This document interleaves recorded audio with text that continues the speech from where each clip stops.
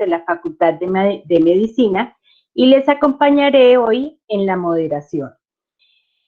Para mí es muy grato presentar a nuestra conferencista Leonor Luna Torres, quien es profesora titular de la Facultad de Enfermería de nuestra Universidad Nacional de Colombia. Es magíster en Educación de Adultos y magíster en Gerontología Social. Además, es autora de 3 libros y de varios artículos que se han publicado en revistas nacionales e internacionales.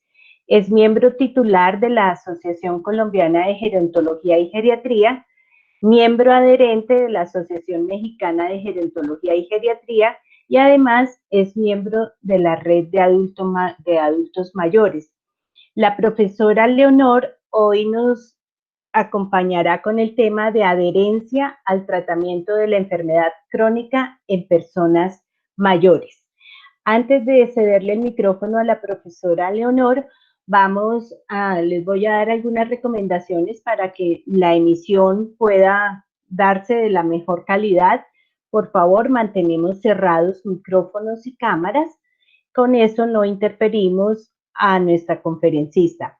Luego de la presentación de la profesora Leonor, tendremos una sesión de preguntas de aproximadamente unos 15 minutos y los participantes las pueden formular a través del chat.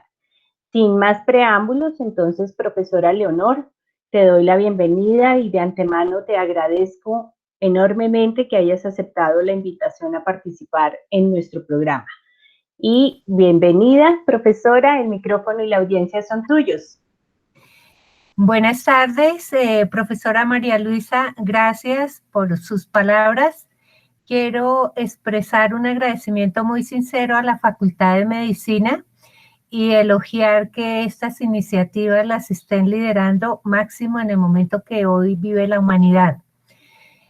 Asimismo, agradezco a la profesora María Fernanda Lara por la gentil invitación y por supuesto a toda la audiencia que hoy ha querido destinar un espacio de su tiempo para compartir y dialogar frente a un tema de gran interés y que se mantiene vigente a lo largo de los días y que por la situación que hoy vivimos tiene una mayor importancia para cada uno de nosotros, bien sea desde educadores, bien sea desde cuidadores o en la comunidad, esto siempre tendrá un espacio. Bueno, entonces, sin más preámbulos, yo quiero compartir la agenda que he elaborado para esta presentación. Y en ese orden de ideas, entonces, me permito presentarles la agenda del día.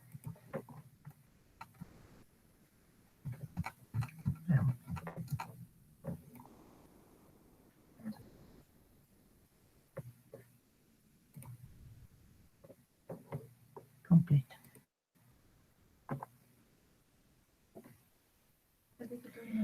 Bueno, como lo expresó la profesora María Luisa, soy Leonor Luna Torres, estoy vinculada al Departamento de Salud de Colectivas y mi área de trabajo en los últimos 12 años es el área de la salud pública. Entonces, la agenda es un poco respondernos por qué hablar de adherencia al tratamiento médico en el afrontamiento de la enfermedad crónica no transmisible. Revisaremos algunos conceptos básicos relacionados con la enfermedad aguda y una enfermedad crónica, datos de enfermedad y muerte en Colombia particularmente, que es lo que más nos interesa, el tratamiento de las enfermedades desde el componente farmacológico y lo que tiene que ver con lo comportamental. Entraremos un poco a precisar cuáles son los medicamentos de mayor prescripción en los adultos mayores y las reglas de oro para una correcta administración de los medicamentos. Insistiré en lo que significa establecer horarios a manera de ejemplo, unas medidas comportamentales y luego concluiremos con lecciones aprendidas donde vamos un poco a foguearnos qué aprendimos de este espacio que estamos compartiendo en este momento. Entonces, ¿de dónde nace la idea de hablar de adherencia al tratamiento médico? Yo quiero compartirles que en los últimos 10 años de mi trabajo con la universidad y con la facultad más concretamente, acompañaba a mis estudiantes en la práctica de una IPS en los programas de promoción, educación y prevención. Con alguna frecuencia en la consulta de enfermería, cuando llegaba el usuario, y particularmente mujeres que eran las que más concurrían a esta cita, encontraba yo expresiones o testimonios que me llevaron a pensar que a veces la gente siente desesperanza con los tratamientos a largo plazo. En ocasiones nos falta a los profesionales de la salud un poco más de claridad en explicarle a la persona qué es realmente lo que se pretende con un tratamiento farmacológico cuando se tiene un diagnóstico de una enfermedad crónica no transmisible. Y si a eso le sumamos que no es solamente una, sino que, como lo señala el Ministerio de Salud y Protección Social, en Colombia, en promedio, un adulto mayor tiene 3.7 enfermedades crónicas que no precisamente empezaron en la etapa de la vejez, sino que han venido desarrollándose y cultivándose a lo largo de varios años en el curso de vida. Y al llegar a la vejez se encuentran en una condición posiblemente de desventaja. Entonces, yo quiero compartir algunos de esos testimonios que repetidamente escuché en las usuarias de esta institución. Entonces, era muy común en las personas con tratamiento de hipertensión arterial escuchar que toman el medicamento cuando experimentan dolor de cabeza. Eso sí, sin vacilar lo toman y a eso le agregan remedios caseros como las compresas, como el hielo, como el jugo ácido, o sea, acuden a otras prácticas. Otras personas decían, yo me cansé de tomar tanto remedio, llevo años tomándolos y ningún médico me ha curado. O sea, como en esa desesperanza que terminaban abandonando o por lo menos no siguiendo el tratamiento tal como les había sido prescrito. Dice, aunque soy juiciosa tomándome los medicamentos, mis hijos me han tenido que llevar varias veces a urgencias porque la tensión se me sube. Otra expresión que constantemente con los estudiantes escuchamos y lo reflexionábamos era, yo soy mala para hacer ejercicio cuando les hablábamos ya del tratamiento comportamental. Además, sola no me animo y no debo hacerlo. O sea, de alguna manera era consciente de sus limitaciones, pero no tenía como la motivación y el estímulo para entender que esa era parte, una medida de su tratamiento. Me ha costado mucho comer sin sal y aparte de eso siento que los medicamentos me producen dolor en la boca del estómago. Entonces solo me los tomo cuando realmente me siento mal. El hecho de que uno no explique que si bien un medicamento desde el más sencillo, el más común, que podríamos hablar de una aspirina, tiene su efecto terapéutico, también debemos advertirle a nuestros pacientes que existen unos efectos secundarios o adversos que algunos los pueden experimentar. Entonces es mejor advertirles para que la persona tenga ese conocimiento y con más certeza pueda llevar ese tratamiento farmacológico. Luego, finalmente alguien decía, la verdad es que cada vez que voy al médico salgo como con un mercado de pastillas, que al fin no sé para qué es cada una. Entonces nos decían, generalmente voy a la consulta cada 4 meses y el médico me entrega la fórmula y me dice, pida cita para dentro de 3 meses o de 4 meses, pero falta como ese diálogo, ese explicarle a la persona, independiente de que lleve ya mucho tiempo con ese diagnóstico, acordémonos que también en ese organismo del adulto mayor, a nivel cognitivo, se están lentificando algunas funciones como la memoria. Un poquito para ilustrar la magnitud de lo que son las enfermedades no transmisibles o crónicas no transmisibles, quiero señalar que en el mundo 30 millones de personas mueren al año por este tipo de enfermedades. Entonces uno se pregunta, muchas de estas enfermedades, si no las de base, sí las que son consecuencia de una enfermedad de base mal controlada, pudieran haber sido prevenibles o mitigar los efectos devastadores que muchas de ellas puedan darse. Las enfermedades no transmisibles representan el 70% del número total de muertes en el mundo.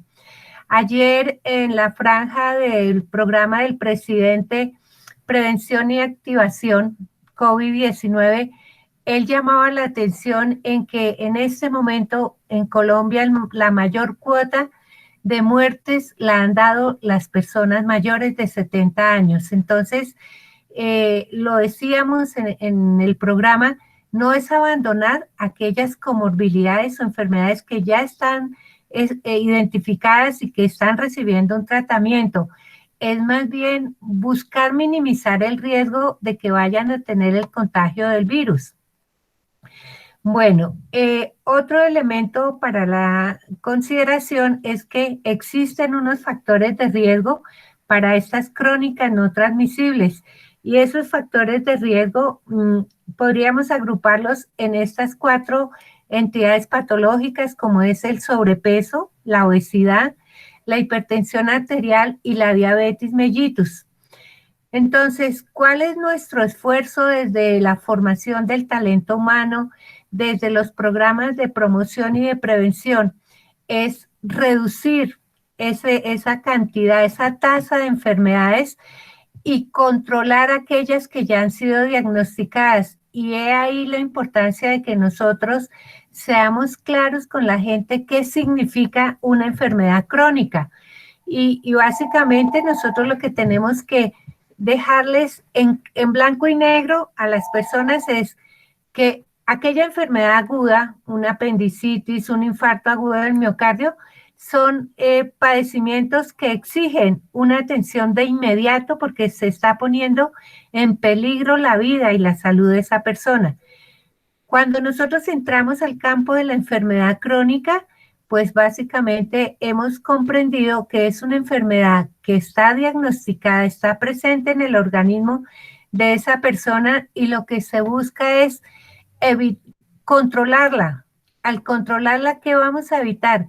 Que se presenten daños mayores en el organismo de esa persona. Vuelvo y digo, como en la mayoría de los casos no es una sola entidad patológica la que está afectando a ese organismo, que también se ve sometido a la acción de muchos fármacos con sus efectos terapéuticos, pero también con sus efectos secundarios. Bueno, un poco para ilustrar lo que significa vejez y envejecimiento. En la comunidad es muy usual que uno encuentre que los toman como sinónimos. Les parece que viejo es lo mismo que envejecido y realmente existe una gran diferencia. Cuando nosotros nos referimos a envejecimiento, tácitamente estamos hablando de un proceso continuo. Hay 2 escuelas, una dice que el proceso se inicia en la concepción y la otra escuela dice que a partir del nacimiento.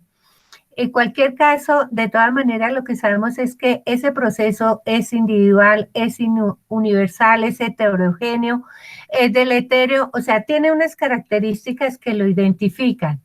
La vejez, por su parte, sabemos que es la última etapa del curso de vida de la especie humana. Y en ese sentido, algún día me encontré esta caricatura que me pareció muy apropiada para ilustrar exactamente la vejez, porque la vejez la podemos mirar desde lo social, desde lo cronológico, desde lo biológico, desde lo mental. Entonces, encuentro que Mafalda le pregunta a la mamá, mamá, ¿a los cuántos años una es vieja?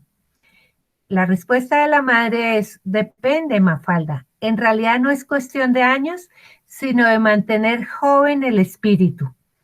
Bueno, entonces las dos reflexionan y de pronto irrumpe una de ellas y dice, bueno, pero ¿y el espíritu a qué edad empieza a necesitar maquillaje? Y yo creo que cada ser humano tiene su propia respuesta.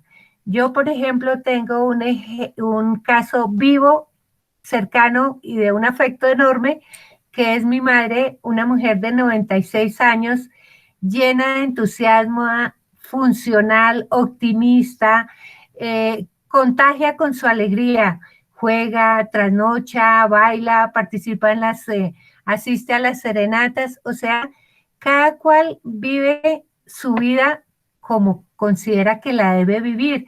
Sin embargo, recordemos que en nuestra sociedad colombiana sí hay unos imaginarios sociales que se le han adjudicado, yo diría que absurdamente a la vejez, porque recargamos más en ver lo negativo que en ver ese medio vaso lleno. Entonces, cuando hablamos del proceso y de la etapa, nosotros tenemos que ser conscientes que como tal el organismo experimenta unos cambios, tanto en la parte biológica, en la parte de su funcionamiento, y que al final de ese curso de vida lo hace mucho más vulnerable a que un organismo donde se han lentificado funciones, donde se han modificado muchos de los procesos que se dan, aún de los vitales, no es que desaparezcan. Si uno pudiera resumirlo en una palabra, diría lentificación de sus procesos, que lo hacen más susceptible o vulnerable a padecer la multipatología, y con ello, pues, atender esa multipatología va a significar que el paciente deba estar con muchos medicamentos o con varios medicamentos para hacer un control de su enfermedad. Entonces, aquí abrimos el abanico para decir, el tratamiento tiene como dos enfoques o dos ópticas. Por un lado, a partir de aquellos medicamentos que el profesional médico ha prescrito luego de un cuidadoso análisis y el establecimiento de un diagnóstico de la enfermedad o de las enfermedades que les afecta a una persona en un momento dado. Pero también tenemos que trabajar mucho con más intensidad en lo que tiene que ver las medidas comportamentales, porque yo creo que es ahí donde hay una falencia y hay un vacío que nosotros, desde la academia, desde la formación de los recursos, desde los programas de asistencia, nosotros tenemos que ser mucho más contundentes en trabajar esas estrategias no comportamentales. La condición de la persona y su disciplina, por supuesto que van a condicionar o son determinantes para que realmente se logre el control en el caso de las crónicas y la curación en el caso de las agudas. Son situaciones y eventos muy importantes. Bueno, pero ese llegar a la vejez pasa unas facturas y lleva como un acumulado.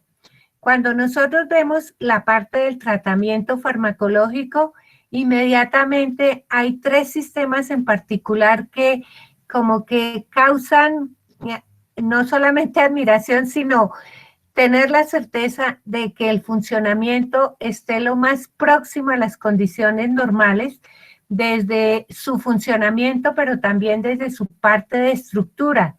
Miramos desde la cavidad oral, con todas las funciones que ella cumple, pero también con los déficits, y en esto sí que hay déficit en la población adulta mayor en nuestro medio, porque en el siglo XX hasta casi mediados o un poco más de mediados, si uno mira hoy en día, la odontología era bastante agresiva, a diferencia de las últimas décadas en donde se trata de cuidar, curar y mantener cada una de las piezas naturales de la persona. En ese momento eso no ocurría, por eso nosotros hoy vemos tanto déficit en la salud oral de los adultos mayores, y es tan importante para la imagen, para la comunicación, para la alimentación, para la absorción misma de los medicamentos que tienen que consumir. Por otro lado está el hígado, con las funciones que cumple desde el punto de vista del metabolismo de las grasas y también en la asimilación de muchos de los medicamentos que el adulto mayor toma. Y por último, quiero llamar la atención en lo que significa el correcto funcionamiento del riñón. Recordemos que este sistema urinario es el responsable de cumplir una serie de funciones en ese organismo, y una de ellas es excretar todas las toxinas, todas las sustancias de desecho. Cuando alguno de estos sistemas tiene déficit o tiene fallas, se empieza a interferir con otras condiciones que el organismo mismo le está planteando para esa persona. Entonces, siempre hemos dicho que establecer como la frontera del proceso normal de envejecimiento y cuando empieza lo patológico no es tarea fácil porque realmente no se marcan así ni tampoco la marcan cuando la persona cumplió los 65 o los 60 o los... No, ese es el acumulado. Por eso es que hoy en día hemos empezado a trabajar con los niños desde su estimulación temprana, con los del jardín, con los del preescolar, los jóvenes, porque es allí donde debemos educar en salud. Las particularidades del tratamiento medicamentoso. Entonces, con esto que les acabo de decir de estos 3 sistemas en particular, cada uno cumple unas tareas muy específicas. Entonces, la absorción, distribuir la sustancia medicamentosa en ese organismo que está implicado, aprovechar lo que el organismo necesita y eliminar aquello que no está no lo requiere el organismo. También en ese sentido, pues habría que tener en cuenta el efecto, la duración del efecto, la intensidad, para poder comprender por qué es que dicen que un medicamento cada 8 horas o cada 12 horas o cada 6 horas o uno cada 24 horas. Y aquí vuelvo a insistir en un concepto en el cual fallamos con bastante frecuencia, pero tenemos la posibilidad de tomar correctivos, hablar de los efectos adversos o de los efectos no deseables, ¿cierto? No para sugestionar a las personas, pero por lo menos que no las tome de sorpresa cuando estos se puedan presentar y especialmente que no abandonen el tratamiento como corresponde. Yo con esta imagen que fue creación de Sofía Luna, quiero hacer un símil. Pensemos que vamos a participar en una competencia como la que van a tener ahora nuestros deportistas en Europa en los próximos días, donde hay un punto de partida. Todos anhelan ganar la competencia, ganar el tour, ganar la carrera, ¿cierto? Y hay que pedalear todos los días para alcanzar esa meta, porque nadie va a una competencia de esas a perder. Todos les anima el hecho de que van es a ganar esa copa, esa deseada copa, a acumular en su historia deportiva ese triunfo. Con los medicamentos pasa lo mismo. Si yo lo transfiero ya a los medicamentos, el punto de partida es cuando está en toda esa fase diagnóstica de la enfermedad y empieza a pedalear. El pedalear es administrar esos medicamentos, ¿cierto? Hasta llegar a la meta. La meta en este caso es hacer un control de la enfermedad. Cuando yo tengo la persona hipertensa, le hago esa educación, le hago el acompañamiento, el monitoreo que corresponde. ¿Qué es lo que yo le explico a la persona? Yo le digo, mire, el mantener controlada su tensión arterial les reduce el riesgo de enfermedades mucho más agresivas, más severas, que pueda terminar en una enfermedad cerebrovascular, en un infarto agudo de miocardio, con una diabetes mellitus, con una insuficiencia renal, con todo lo que implica en la calidad de vida de esta persona. Bueno, el tratamiento medicamentoso pues se va a ver afectado por los cambios propios del organismo que, como les digo, cada persona es única e irrepetible y asimismo el envejecimiento se manifiesta. Pueden existir errores en la medicación porque lo deseable es que no ocurran, pero como humanos puede ocurrir una sobredosis, un medicamento que no fue tolerado muy bien por el paciente. Y hay algo que sí hace carrera en nuestra sociedad y es la automedicación. Por la sugerencia de la comadre, de la amiga, de la hermana o por él mismo. Conocí el caso de una señora que trabajaba en un restaurante y ella decía, me duelen mucho mis piernas, mis venas se me brotan mucho, permanezco demasiado tiempo cansada, tenía dificultad para que en el trabajo le estuvieran dando permiso para ir a una cita médica y decía, fui varias veces y siempre me daban el mismo diclofenaco. Entonces, para calmar mi dolor y como ya sabía que era lo que me iban a formular, pues ella tomaba por propia iniciativa su propio tratamiento. Cuando yo conocí a esta señora, estaba ya en diálisis, justamente porque su riñón, su sistema urinario, no toleró ese aporte tan incontrolado de ese medicamento que pareciera inofensivo, un antiinflamatorio, un analgésico. Entonces, en esto, pues implica toda una cultura a nivel de muchas personas que participan en la cadena, el farmacéutico, la misma comunidad, el usuario, porque son decisiones que en ocasiones las toma en forma independiente. Entonces, ¿qué tenemos que nosotros insistir? No a la automedicación, ni siquiera a su propia automedicación, porque cada vez una enfermedad puede estar afectada por otra serie de factores que la complejizan o que modifican su curso normal. ¿Cuáles son los medicamentos que con mayor frecuencia el médico prescribe a los adultos mayores para el enfrentamiento de esas multipatologías? Aquí ustedes pueden encontrar toda una gama de medicamentos que van desde los antihipertensivos, los diuréticos, los antiinflamatorios, los hipoglucemiantes, anticoagulantes, antidepresivos, las estatinas, ¿cierto? Es toda una gama de posibilidades. Cuando yo escucho algunas usuarias del programa Centro Día Cafán, es común en ellas escuchar, cuando yo llegué al programa tomaba 7 medicamentos, 9 medicamentos. Ahora, viniendo al programa con mi gimnasia, con la yoga, con la recreación, estoy tomando 3, me siento bien, he evitado muchas molestias que antes me producía tantos medicamentos que se me olvidaba muchas veces la toma porque era tal cantidad que la persona no alcanzaba pues a asimilar todo este contenido. Hablemos entonces de unas reglas de oro para una correcta administración de los medicamentos por parte del paciente. Es importante que uno también le pueda enseñar a advertir las posibles reacciones alérgicas, cuando realmente se debe suspender un medicamento, ¿cierto? Porque muchas veces la reacción puede ser tardía. He conocido casos con las sulfas donde ya casi en la fase final del tratamiento, la persona que había tolerado muy bien el tratamiento con esas sulfas, con el Bactrim F, al final hace reacciones alérgicas severas que van desde un espasmo o el brote generalizado y ponen a la persona en una dificultad respiratoria severa.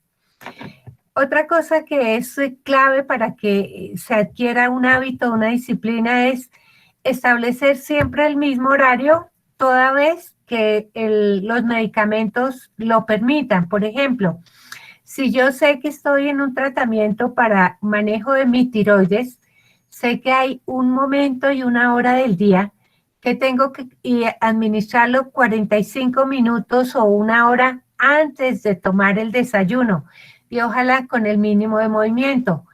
Si yo sé que en mi fórmula aparece un diurético, que lo que me va a ayudar es a funcionar mejor mi riñón, pues en lo posible debo buscar no después del mediodía, no en la tarde, no al finalizar el día, porque lo que se busca es que ese diurético pueda hacer su efecto a lo largo del día. Ahí qué precaución uno le dice siempre al paciente. En lo posible trate de garantizar que tiene un baño cerca para evitar una emergencia. Y así podría, la estatina no es que es a la hora que yo me acuerde, porque cada medicamento, sobre todo estos que tienen una prescripción tan particular, pues tenemos que adoptar la medida para cumplir con esa condición que el organismo tiene. Un antibiótico. Y es como cuando decimos, no es cuando me acuerde, porque si no hay una continuidad en ese efecto terapéutico, se pierde muchas veces todo el esfuerzo que se ha hecho. Importante que los medicamentos se almacenen según las instrucciones del fabricante, entonces protegerlo de la luz solar, de la humedad, del calor, no porque así no se me olvida, lo dejo cerquita de la estufa o en la cocina, es el sitio menos indicado. Y sobra decir pues que nunca a la mano de los niños. Es importante desde el momento en que a nosotros nos entregan un medicamento, así como hoy en día lo hacemos con muchos de los alimentos procesados, mirar la fecha de fabricación y la fecha de vencimiento. Y por supuesto el estado de conservación de esos medicamentos, especialmente hablamos de los comprimidos, de las grajeas, de las tabletas, porque este es un aspecto importante junto con las condiciones de almacenamiento. No cambiar el empaque original, es que ya me quedan poquitas y aquí los puedo mezclar. No, porque corre uno el riesgo de estar tomando un medicamento de manera equivocada y pues no es la idea. De ser posible, quienes puedan disponer de un pastillero o un organizador, esto facilita mucho porque la gente distribuye los días de la semana con los medicamentos tal como lo ven ahí en la diapositiva, los que son en la mañana y los que son en la tarde. Algunos los aprenden a distinguir por el tamaño, por el color, pero entre más organizados podamos nosotros tener todo lo que es la parte de medicamentos, esto nos va a asegurar y a garantizar una mejor distribución de los mismos. Desde la prevención de las enfermedades no transmisibles, es importante tener en cuenta recomendaciones tan específicas como el consumo de alcohol, por ejemplo, cuando se están dando antipsicóticos, drogas para el manejo de salud mental, antidepresivos, son incompatibles con el alcohol porque estos medicamentos deprimen el sistema respiratorio y el alcohol lo que hace es aumentar esa depresión del sistema respiratorio. Conocí en México el caso de un señor que se dejó tentar por la tequilita y tuvo una emergencia bastante severa porque estaba tomando antidepresivos y se le olvidó en el momento de la reunión con los amigos, estaban en un seminario, pues no tuvo en cuenta que él tenía esa restricción. El consumo del tabaco también por las interferencias que pueda tener con los medicamentos. Las dietas, por ejemplo, si se dice después de la comida, es que justamente se quiere proteger la mucosa gástrica de la acción de ese medicamento cuando pasa por el tubo digestivo. La inactividad física, por supuesto que también tiene alguna injerencia cuando nosotros estamos frente a ciertos tratamientos, por ejemplo, el tratamiento para la diabetes, para la obesidad, para el sobrepeso. Y lo otro, cuando hay restricciones en el aporte de agua, por ejemplo, el paciente que tiene una insuficiencia renal o una insuficiencia cardíaca congestiva descompensada, es un paciente que tiene limitación en el aporte de líquidos. No que se le omiten totalmente porque el paciente necesita también estar hidratado. Hay que mirar la función renal, hay que mirar la función hepática. Al asistir a la consulta es recomendable llevar la fórmula de lo que está tomando, de lo que le han prescrito, aunque hoy en día cada vez encontramos más las historias sistematizadas, pero llevarla no sobra y a veces se facilita. ¿Por qué? Porque en un momento dado llegamos a la consulta, el sistema está caído, el médico no puede acceder a la historia clínica, entonces tenemos un plan B que finalmente no nos va a implicar mucho esfuerzo.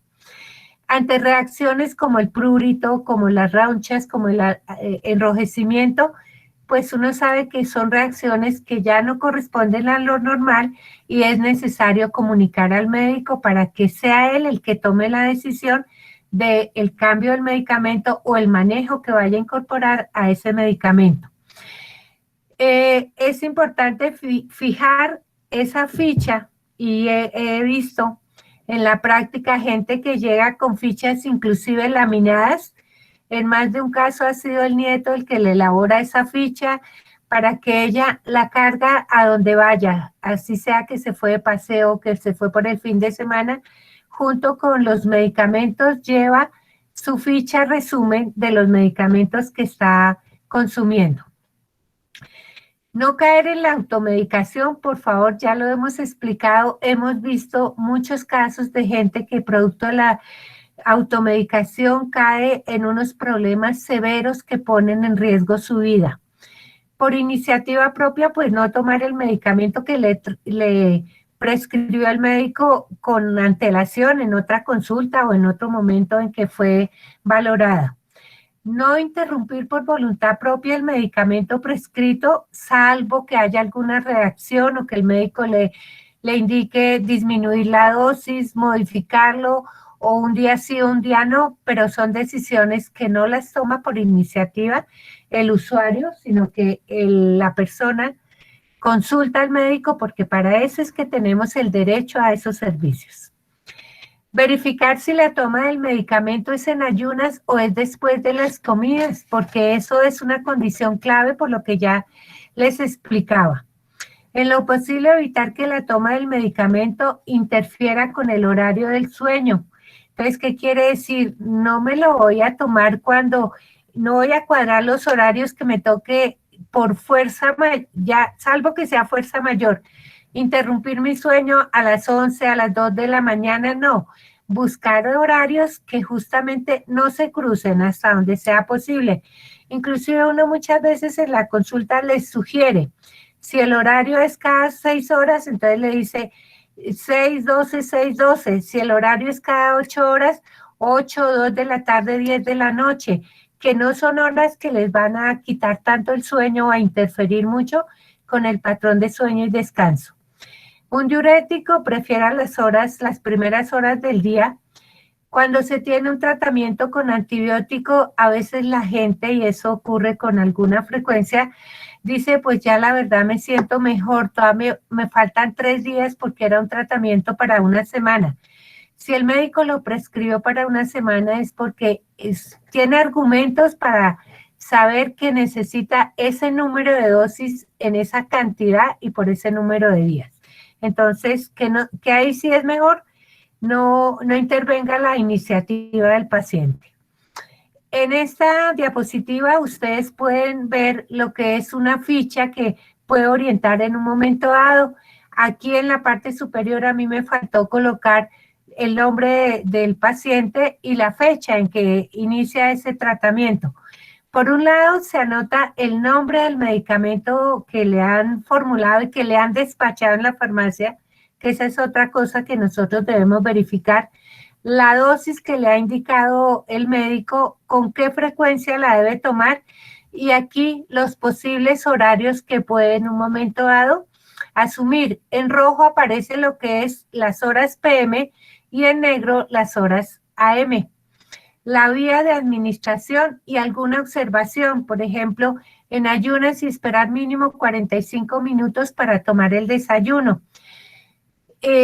O por ejemplo, que a veces el médico, un antihipertensivo como el verapamilo, entonces le prescriben 80 miligramos y en la mañana y media en la tarde, o sea, o en la tarde o en la noche, son en total 120 miligramos la dosis que el organismo de ese paciente necesita.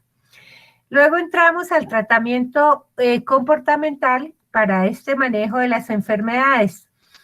Entonces tenemos que insistir en la práctica de la actividad física a tolerancia y de manera individual. Cada persona mide su capacidad de respuesta y lo irá haciendo gradual en la medida que sea un organismo entrenado o no. Ni siquiera ahora en la pandemia podemos decir que es que como no puedo salir, no puedo hacer ejercicio. Hay muchos videos, hay muchos programas en diferentes canales de televisión que nos están invitando a hacer yoga, a hacer estiramientos, a hacer ejercicio y actividad física. Consumir una sana alimentación es no olvidarnos qué restricciones tenemos. Por ejemplo, el hipertenso que tiene que bajarle la cantidad de sal a las comidas. Controlar su peso implica control con los carbohidratos con las azúcares y las grasas. Igual podríamos decir el manejo en el caso de un paciente con diabetes. Incluir el consumo diario de agua. Ya cuando nos hacemos viejos, se invierte.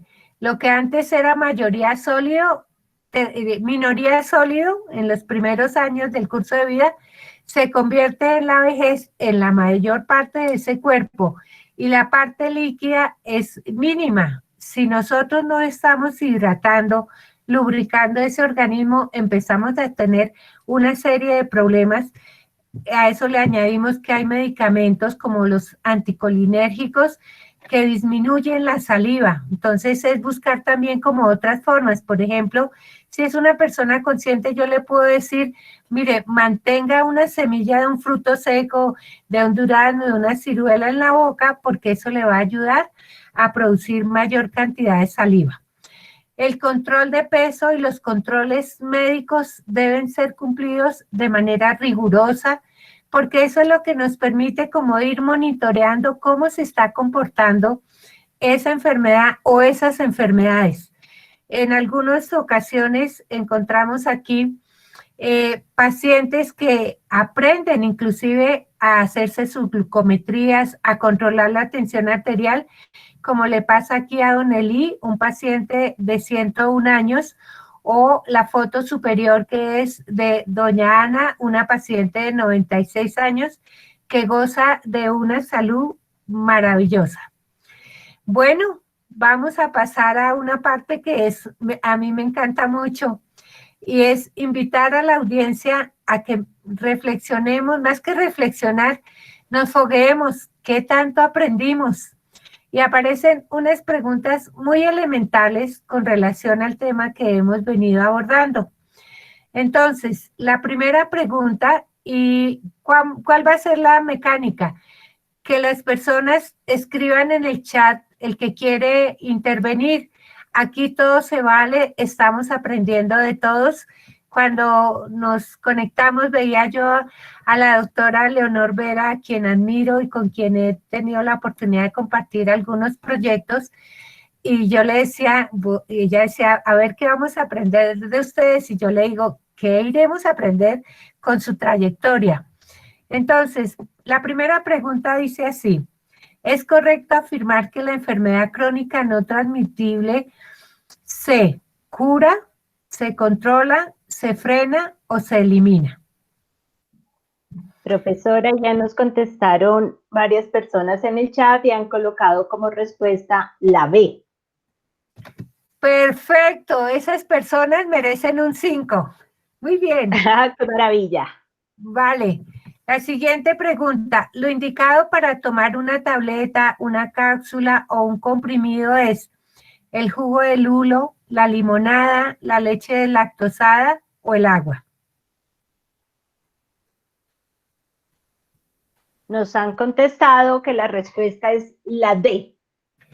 Uy, estos alumnos son muy aventajados. Déjeme decirle, profesora María Luisa, efectivamente es la D. Bueno, se trata como de repasar y ir cerrando. El tomar el medicamento en la dosis y el horario indicado por su médico contribuye a convertir el medicamento en un hábito diario, creer que es la única manera de curar su enfermedad, mantener controlada la enfermedad o las enfermedades que padezca, acostumbrar al organismo a la presencia de una sustancia. Piensen, piensen, piensen que ustedes son muy inteligentes. Ya nos han dado respuesta y nos dicen que es la C. Uy, Dios mío. Pero Sandra Araque nos dice que es la A. Bueno, pues admite la A, porque lo que se busca es crear un hábito y tiene toda la razón, profe Sandrita. Pero también lo que nosotros en el fondo queremos es que el control, acuérdense, se controla. La aguda se cura en la mayoría de los casos. La crónica se controla. Entonces ahí perfectamente podría admitir esa otra respuesta. La explicación que tiene el horario para la toma del medicamento que controla el colesterol malo en el organismo está relacionada con A, no tener el estómago vacío, B, establecer un espacio de tiempo donde no se dé otro medicamento. C, el funcionamiento del hígado con relación al procesamiento de las grasas. Y D, siempre está asociado con el horario del sueño que tiene el adulto mayor.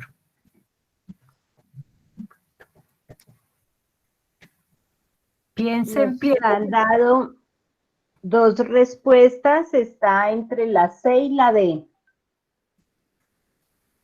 Bueno, lo primordial tiene que ver con el funcionamiento hepático porque es el responsable del metabolismo de las grasas. Entonces, por eso es que se elige ese horario para que darle chance a que esa estatina empiece a funcionar como corresponde en el organismo. Bueno, entonces era la respuesta a la C. Cuando hablamos de adherencia a un medicamento, hacemos referencia a una intención, una repetición, un mecanismo o un compromiso. Nos están contestando que la respuesta es la D. Perfecto, fíjese que uno dice, yo me adhiero a su candidatura. Quiere decir, yo me comprometo con su programa de gobierno, yo estoy de acuerdo con su propuesta. Entonces, realmente cuando hablamos de adherencia, si quisiéramos encontrar un sinónimo, hablamos del compromiso que uno asume consigo mismo para hacer frente a esa enfermedad o a esas enfermedades que lo afectan. Entonces, sí es la D. Bueno, Hipócrates, el padre de la medicina, dentro de todas sus frases y legados que dejó a la humanidad, dice: un hombre sabio debería darse cuenta de que la salud es su posesión más valiosa. Y me encantó esto porque vuelve la bicicleta a aparecer con lo que implica adherencia al tratamiento y llegar a esa meta que nosotros queremos alcanzar.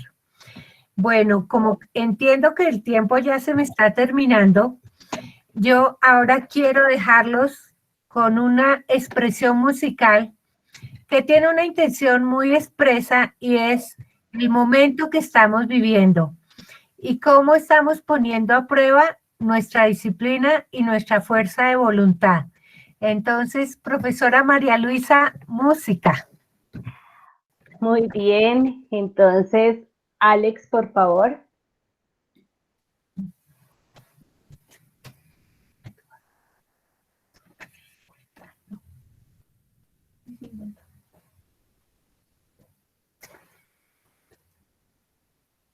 Alex, podemos ya detener la grabación, por favor, y ya puedes colocar la pieza.